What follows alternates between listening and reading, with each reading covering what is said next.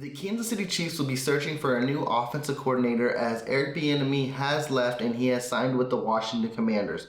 We'll talk what that means for the Kansas City Chiefs moving forward, and we'll talk what that means for Eric Bieniemy's future in the NFL means moving forward. But before we do get in all of that, please be sure to subscribe to the channel and like this video, as I'm going to keep you up to date on anything Kansas City Chief related that you do not want to miss out on. And without further ado, let's have some fun. As of midweek, Eric Bieniemy was having interviews with the Washington Commanders and actually spent the better half of the end of the week with the Washington Commanders. And on Friday, he finalized a deal to become their new assistant coach, I think that's what it is, assistant coach and offensive coordinator.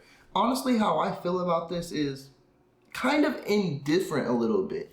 To start off with my feelings on it is, man, if this gets Eric Bieniemy closer to becoming a head coach in the NFL, then congrats. Huge congrats. Now, the reason I feel really indifferent about it is because as of what we know, as of what Chiefs Kingdom knows, and as of what the whole NFL world knows is Eric Bieniemy deserves to be a head coach in this league, and he shouldn't have to basically make a lateral move to basically prove himself. And now there will be a lot of people preaching, well, he is getting a raise. He is an assistant coach, and he gets full-time calling duties on the offense, so it's more than a lateral raise.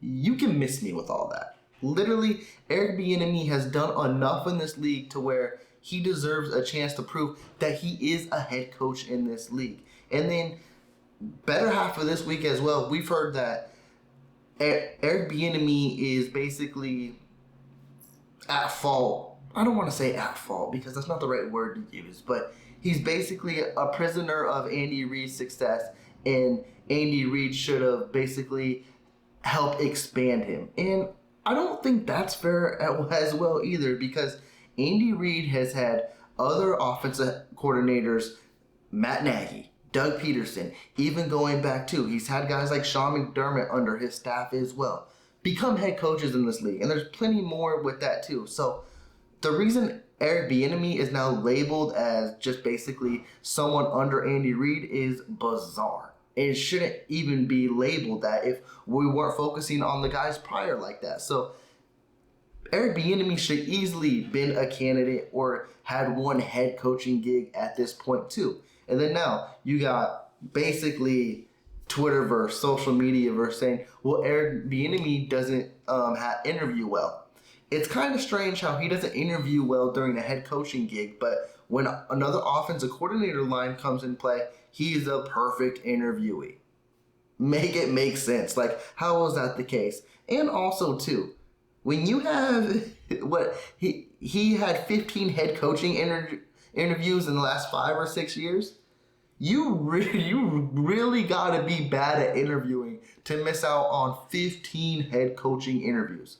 Come on, guys. Like, it's just really unfortunate to see the direction this league is in and what we see in front of our face with anything diverse-wise or racial-wise as well when it becomes a black head coach and the difference with a white head coach too. And maybe I am speaking out of lane on this, but it's blatantly in our faces to see that Eric Bieniemy is struggling to get a head coaching gig when the likes of, for example, a Steve Shine, who's the new head coach over in Indianapolis, or I almost said Josh Gordon. I think it's Gannon, right? With the Arizona Cardinals. He's now the new head coach there. It's like Bieniemy put a master class in the Super Bowl and basically had a better offensive game plan than Steve Shine did, and also out-coached Gannon to where his defense could not stop Bieniemy's offense. And now a lot of people are going to talk to and be like, that wasn't Bieniemy calling those plays. I'm going to stop you there. Whether it may have been or may have not been him calling the plays, he was game prepping the whole 2 weeks and game planning as well. Honestly, Andy Reid, Mahomes, the whole offense gave him credit for basically going back to week 4 against the Jacksonville Jaguars and finding the weakness on that Philly defense to where, hey, we're going to call this corn dog play, and it's something that the Philadelphia Eagles struggled to stop with right there. That should let you know, like, I would have been like, oh, that answers all my questions right there. He deserves a chance to be a head coach, specifically over guys who, again, I don't want to slight the new Arizona Cardinals head coach or the new Indianapolis Colts head coach. But if you compare the resumes and compare what Eric Bieniemy has done in this league, he should be worthy of a head coaching job too. And for him to have to go through all these hurdles and obstacles to basically prove he could be a good head coach is ridiculous, because in today's day and age, we hire guys who have no play calling experience and can go be a head coach to a 5-year contract like it ain't nothing. But we can't do that with EB, who has now 2 Super Bowl rings, has taken a team to 5 straight division championships, home division championships, and in his tenure with the Kansas City Chiefs, he has always had a top 5 offense. Actually, in 5 of those years, he's had the number 1 offense. So it's hard to wrap this in my head any other way than what it is. And also, too, now focusing on his new gig in Washington, people are like, well, this could be a sign of good things to come. And they're kind of going to undersell Rivera here because they think the Washington Commanders aren't going to be good and Rivera will be out mid-season, and then Bieniemy will get the chance to shine and be the interim head coach. What are we thinking here? So literally, an interim head coach, that usually means they're taking over a bad situation. We've seen it throughout the whole year last year, and I'm going to bring up one specific instance too, is when you're taking over a team that's struggling, it's hard to just make them winners again. And then if you do, you're still not guaranteed that job. Prime fact is Steve Wilkes with the Carolina Panthers. He basically still had the Carolina Panthers in contention to be in the playoffs and had that team motivated and ready to go. And guess what? He still did not get that head coaching gig.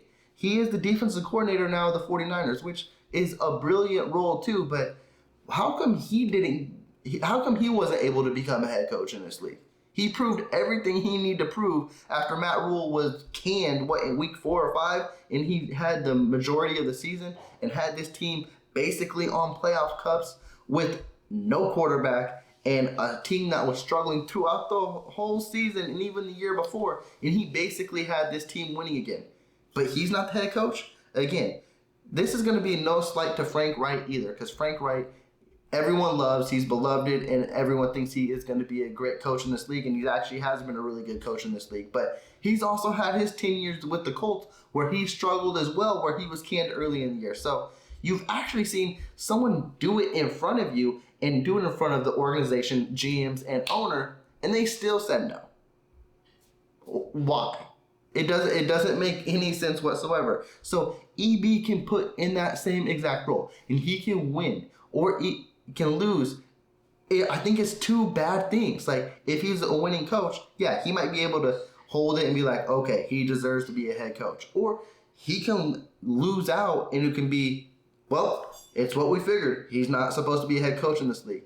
But also, too, Ron Rivera is a really good coach. So for you to have Ron Rivera as a really good defensive-minded coach and EB a really good offensive-minded coach, you would hope that clicks and you would hope they get the pieces together to where you don't lose Rivera. And then things are gelling and they're moving smoothly, because if they're not and EB is taking over a bad team, I just don't think that works out for EB as well. What I'm hoping with Eric Bieniemy is this is going to be his only year with the Commanders to where he's going to lead them to, I don't know their offensive rank, and that's my apologies that I should have looked that up, but it was a struggling offense. They had to rotate through 3 quarterbacks throughout the whole year, and they weren't the team that everyone hoped they would be with Tyler Heineke or even with Carson Wentz under the helm too. So you got to anticipate that they hope that EB can make this team a top 10 offense. Also with that too is you got to give him a quarterback to play with. I hear the Commanders are really beloved with Sam Howell.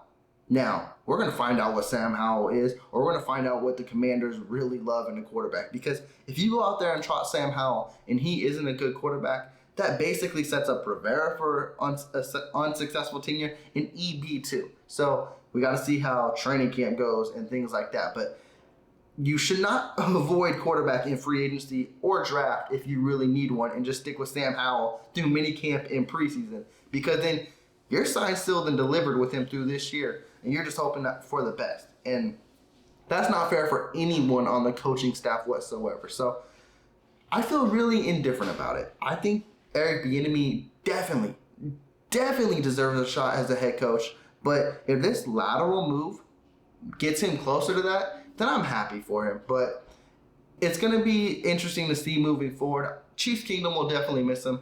I will miss him as well because he was a great coach for the Chiefs. Honestly, another thing that I think makes him worthy of being a head coach in this league as well is also where I find it kind of funny on where people say he struggles with interviewing is we've seen interviews with the media. We've seen how he talks to his players and things like that. When you hear EB talk, it's like you want to run through a wall for that dude.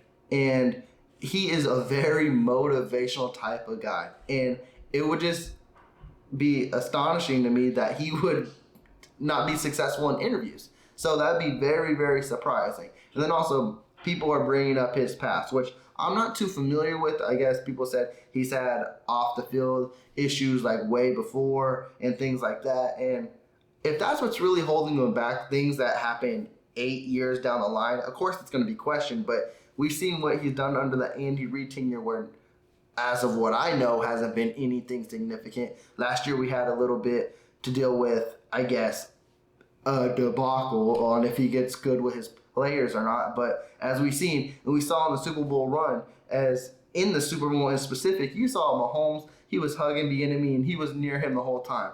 There is nothing wrong with that relationship. And then you see players like Tyreek Hill, McCall Hardman, wondering why he's still not getting a head coaching gig. You have players that were under his belt wondering why this isn't happening. So he was definitely a good coordinator, and he seems like a player's coach. I think for some reason the media blew that out of proportion too, saying he doesn't get along with players. It just seems like anything to make EB look bad was getting out there. So I wish nothing for the best for EB. It sucks that it's a lateral move, but if anyone can make it the best, it can be him. And I'm really hoping to see the Washington Commanders have one of the best offenses in the league. Just not too crazy and better than the Kansas City Chiefs. That would actually be a really crazy scenario. This would actually be like a bold scenario. Like this would, if that would solidify EB to be a head coach in the league, just imagine next year's Super Bowl was the Kansas City Chiefs versus the Washington Commanders. Yeah, I know that's a long shot, but that would definitely get EB a head coaching gig. He would still have to lose that Super Bowl to the Chiefs, but it would get him that gig. Now, as we move forward, Chiefs Kingdom is starting to focus on who is going to be the next offensive coordinator. I'm struggling with the word. Offensive coordinator for the Kansas City Chiefs. And right now, it's lining up and the stars are aligning like it's going to be Matt Nagy. Now, the Kansas City Chiefs do have to go through the Rooney Rule, and which is another thing, too, that's kind of very uncomforting for me.